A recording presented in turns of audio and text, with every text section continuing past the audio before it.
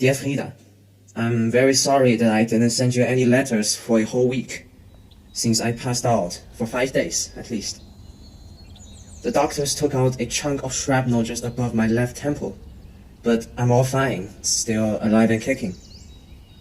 They asked me to wait for a few more days for my wound to recover. Luckily, I suppose that I'll be back to Münster soon.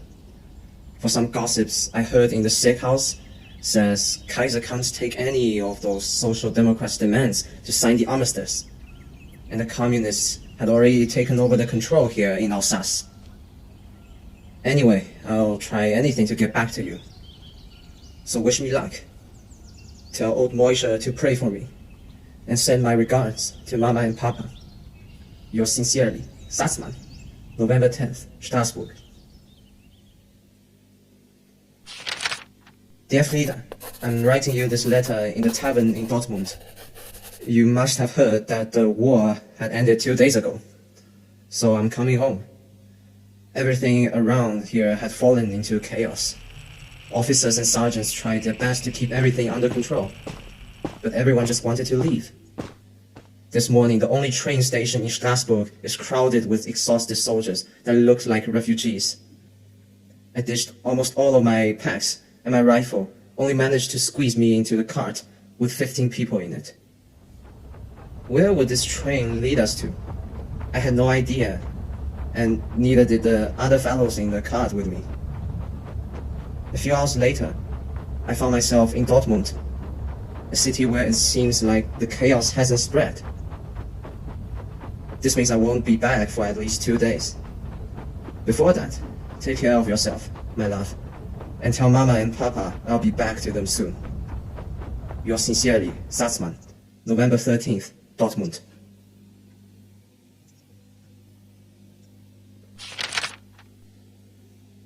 November 14th, 1918. On the second day in Dortmund, I went to look for a way home. I was lucky enough to find a horseman who agreed to carry me to Münster for 7 marks. We left immediately afterward. I sat in his horse cart, in which he kindly laid some hay so I wouldn't break my back on the bumpy road. I fell asleep soon, despite the uneven road, and perhaps I was too tired. I dreamed of being shelled by Tommies. Everything was trembling, and I could do nothing other than lay on the dirt and pray to God. The horseman woke me up as we had reached Münster. After staying in the filthy trenches for 20 long months, the streets now looked bizarre to me. I remembered seeing crowds of people lining up beside the roads, on their balconies, and inside taverns. On the day I left the city with my brothers in arms, they were all cheering and waving their hands at us. But now the street looked empty. Stores had been shut. Beggars and starving people with their oversized coats hanging on them cowered in the alleys. A man with no left arm, wearing the same uniform as mine, was lying on the ground with a bottle of brandy in his right hand. Frida greeted me with kisses on my cheeks when I arrived at our house. Mama and Papa looked way older than when I departed 2 years ago. They all seemed to be very happy to see me return in one piece. Yet all of us became wary as soon as we began talking about our future.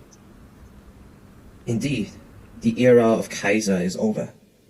But what could be more terrible than the war?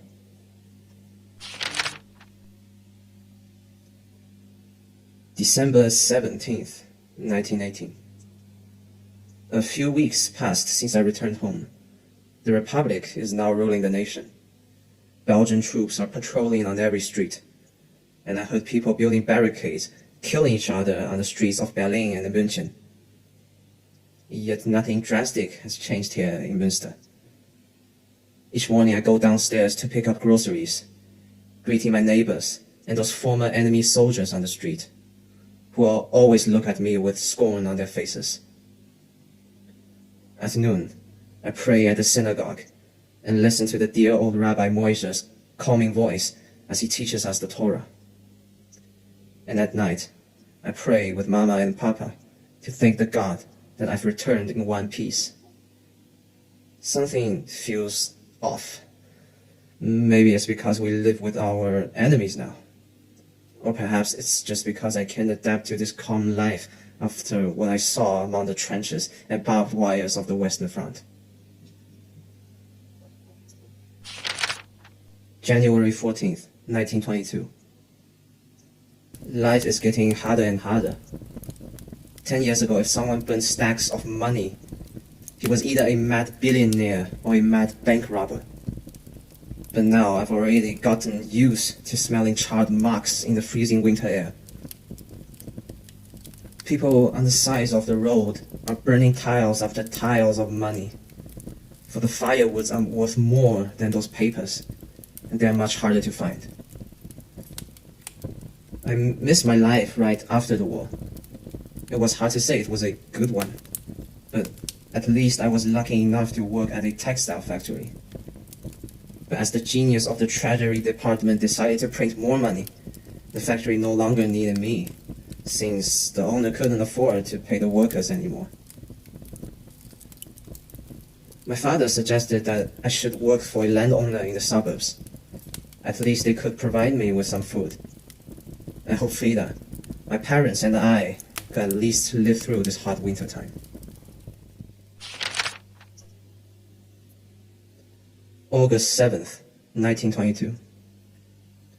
When I was on the way to my morning prayer, 5 lads stopped me and asked me if I was on my way to the synagogue.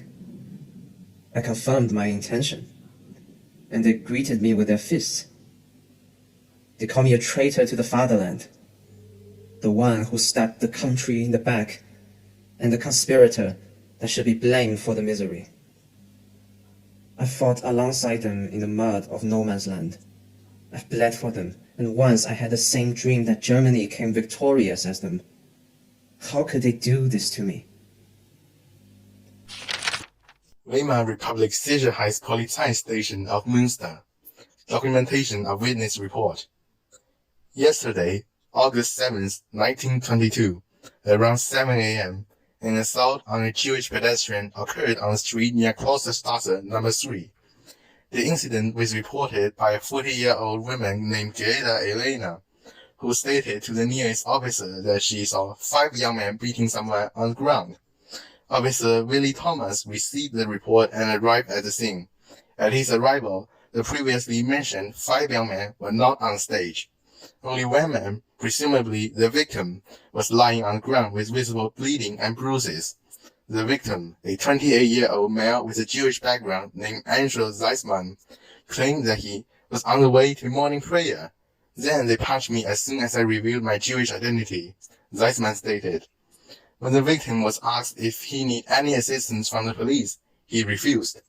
Therefore, this incident shall be documented if any further similar events against Jewish community members occur in the future. August 8, 1922. Police Records Division Sicherheitspolizeistation of Münster. Postscript.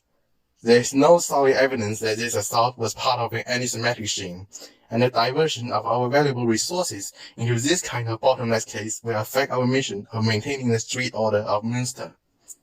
August 9, 1922. Head of Sicherheitspolizeistation of Münster, Siegfried Zimmer. January 13th, 1923.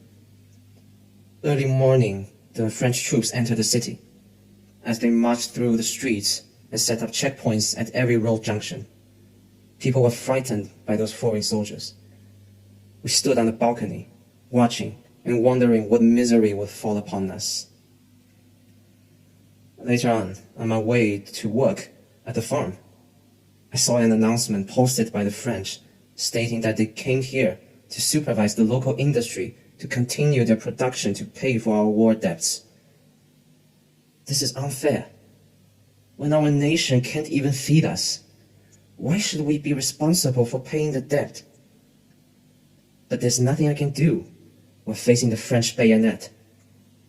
All I can do is pray that God will deliver us to a better life one day. November 5th, 1929. The stock market had collapsed a few weeks ago. The farm I had been working at was closed. The bank that Papa worked at kicked him out, and the police station dismissed Frida from her archiver job. The bank stopped taking loan requests and demanded we pay our loans. But none of us had an income. If this situation prolongs, we may have to sell our apartment and hope this money can at least feed our stomachs. It's a desperate time, but we still have faith in ourselves to survive this turmoil. March 13th, 1931. Today, a group of brown shirts appeared on the street downstairs. Two of them knocked on our door. They passed me a pamphlet after I opened the door for them, and they started to elaborate on their ideas and goals of restoring the glory of Germany and getting rid of all the inferior races. They certainly did not realize we were Jews, since we sold our old apartment alongside all the traditional decorations a few years ago. I tried my best to wait for him to finish his crafts before I slammed the door closed. How desperate the situation is, that the people started to listen to those knackers. Those people on the street cannot be a good sign. April 8th, 1932. Hitler visited our city.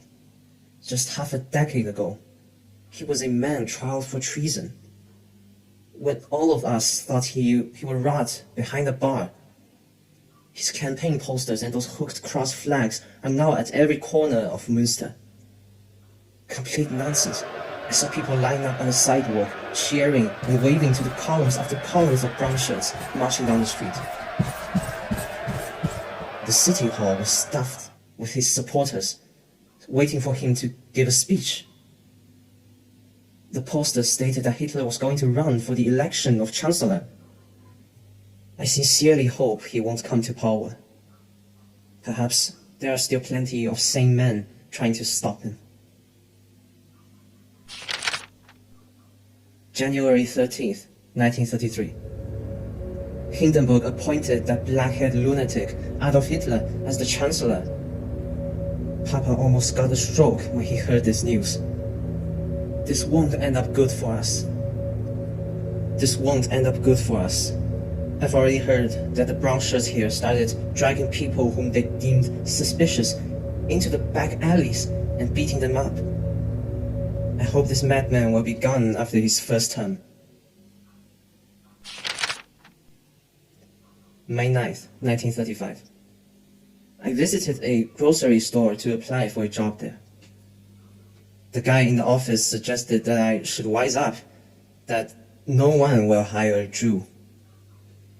As I left the building in despair, a group of teenagers followed me on my way home. They kept throwing stones at my back while cursing and laughing, calling me a dirty Jew. I tried to ask for help from a police officer, but he just ignored my request by turning his back on me. Fortunately, they gave up the idea of following me into the apartment as Frida showed up and scared them off. She suggested that we should avoid being spotted on the street from now, while she can bring us any necessary supplies, for she's not Jewish.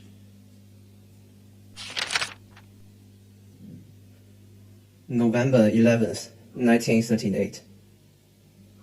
I haven't written down any words in my journal for the last 2 days. The brown shirts have been smashing Jewish stores and residences all across the city. The old synagogue on Klosterstrasse is gone, burned to the ground with only smoking rubble left.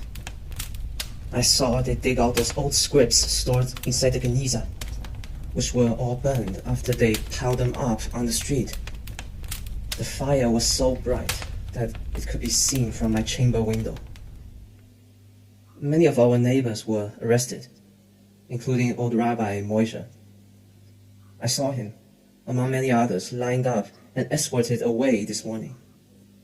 We were lucky not to be companies of him, all thanks to Frida, who managed to convince the police officers that my family is not Jewish.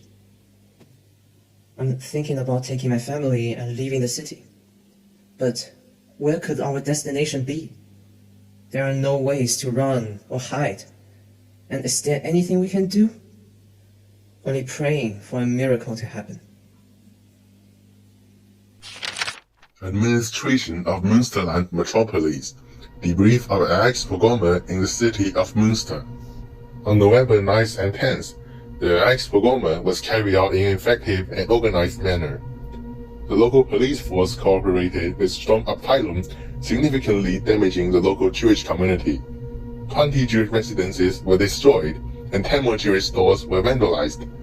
The synagogue, which was seen as the center of the Jewish community, was burned, and the fire never spread to nearby buildings thanks to the assistance of the local fire department. 52 Jews among the registered 708 were in custody by the police. This operation demonstrated that further deportation could be carried out anytime. And within a short time premise, I believe we can see a cleaner Münster. Albert Hillerand, Mayor of Münster, November 12, 1938. September 1st, 1939. War has broken out again. Hitler announced on the radio that the Poles had launched an assault on German territory, and we had to retaliate against this action. I'm not going to buy his nonsense. What does he want? Devastate Europe in flames of another great war? What an irony. I fought those Brits and French in the last war, but now I'm hoping they can do something to stop this maniac. December 30th, 1939. The government gave all of the Jews in the city an armband to help them identify us. This morning I witnessed brown shirts knocking down an old man for not wearing his band. They hung a board on his neck saying I'm a defiler of the race, and made him walk down the street while being spit on by pedestrians. Months ago we talked about finding a way to Spain through France. But since the outbreak of the war in Europe, most nations had already pulled their consulates out of Münster. And there's no way for us to get a visa now. Not even to mention crossing the border of two countries at war. The winter is getting colder. Mama made me a new sweater from older and broken ones. The food has now been rationed, and even the firewood is getting more precious. I can't stop wondering at night, what can I do to change this? December 4th, 1941. How can I imagine that this day has finally fallen upon me? They locked me up with hundreds of other Jews in this restaurant. This morning, brown shirts and police knocked down our front door. Frida had been knocked off by the policeman's baton before she could even say a word. I tried to resist, but the brown shirt gave me a bloody nose with his rifle's buttstock. I fell to the ground and watched Mama and Papa being pushed out of the front door. The brown shirt grabbed my collar and dragged me out to the street, where I saw a long queue of people waiting there. There's almost everyone in this neighborhood, including women and children. They ushered me to line up at gunpoint. I did so and asked them, "Where are we going?" No replies. I looked around, trying to find Mama and Papa, but they were not in the crowd. Then a brown shirt gave us the order to move forward, but I haven't even said goodbye to them. And Frida, will she be fine? December 13th, 1941. We've been pushed into a train heading east this morning. No one knows where we are heading. And in fact, the train has been running for almost a whole day now and has only stopped a few times. This feels so strange yet familiar, just like when I went back home from Alsace years ago. But this time, I know it's not going to be good. The cart is stuffed, and the stench barely makes me breathe. Now I only wish I could get off this hellhole, and someone could be kind enough to give us some food and water. December 15th, 1941. I thought I almost lost track of time when the train reached the destination. For days I slept on the smelly floor of the train cart and could only eat or drink once in a while. Today we were told to get out of the cart. Standing on the steady ground feels weird, but I'm glad that we have finally left the train. The soldier lined us up and took us to the entrance of a facility. An officer, clearly the one in charge, shouted through a speaker, "Welcome to the Jungfernhof camp. Before you head to Riga, you will be staying here." It feels absurd after traveling so long and ending up in Latvia. Next, we entered the courtyard, where the guards told us to drop our luggage. I brought nothing with me except for my journal in my coat. We were brought in front of a desk, one by one, where a pale inmate gave us a prisoner's serial number with a yellow star patch and told me to sew them on my chest. The guardsman picked 10 of us and led us to a wooden barrack. Then he told us to choose a bed. Should I feel happy to finally have a place to lay down? Or should I be afraid of whatever treachery happens to me next? Perhaps only time will tell.